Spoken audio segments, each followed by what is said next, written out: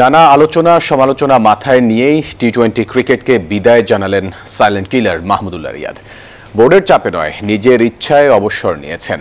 মনের কোণে জমা ক্ষোভগুলো জানাবেন দেশে ফিরেই। তাকে সাথে নিয়েই কাল দিল্লিতে সিরিজের দ্বিতীয় টি-20 খেলবে বাংলাদেশ। দিল্লি থেকে শুভ দেবনা জানাচ্ছেন বিস্তারিত।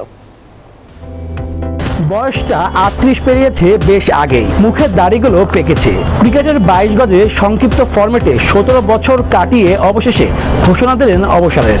ভারত সিরিজ শেষে আর খেলবেন না টি-20।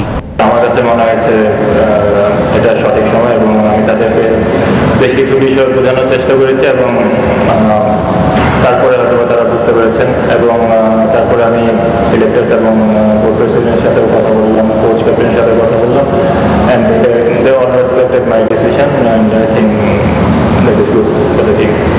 ওয়ানডে বিশ্বকাপে ঘোষণা দিয়েছিলেন তার বিরুদ্ধে নানা অভিযোগের বিষয়ে মুখ খুলবেন। দিল্লিতেও জানিয়ে গেলেন মনের কোণে জমা কথাগুলো অবশ্যই বলবেন দেশে ফিরে। অবশ্যই বলবো, ওটা আমি ভুলি নাই, but probably this is not the right time again. Mashrafe, Mushfiq, Tamim, Shakib, অবশেষে রিয়াদ। পঞ্চপাণ্ডবের কারোরই নেই বৈশ্বিক আসরে কোনো ট্রফি জয়ের স্বাদ। সংবাদ সম্মেলনে প্রশ্ন ছিল নিজের ক্যারিয়ার নিয়ে সন্তুষ্ট কিনা। যদি ট্রফি জেতায়, যদি মানে বেঞ্চমার্ক হয়, তাহলে পৃথিবীর অনেক বড় বড় legendary player probably they won't be called legend.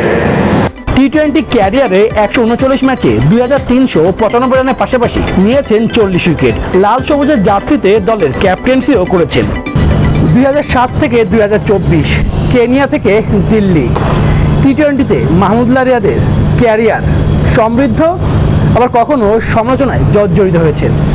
তবে এই দিল্লির মাটিতে টি-20 ফরম্যাটে ১৭ বছরের ক্যারিয়ারকে গুড বাই জানালেন। শুভ দেবনাথ, নিউজ 24, দিল্লি, ভারত।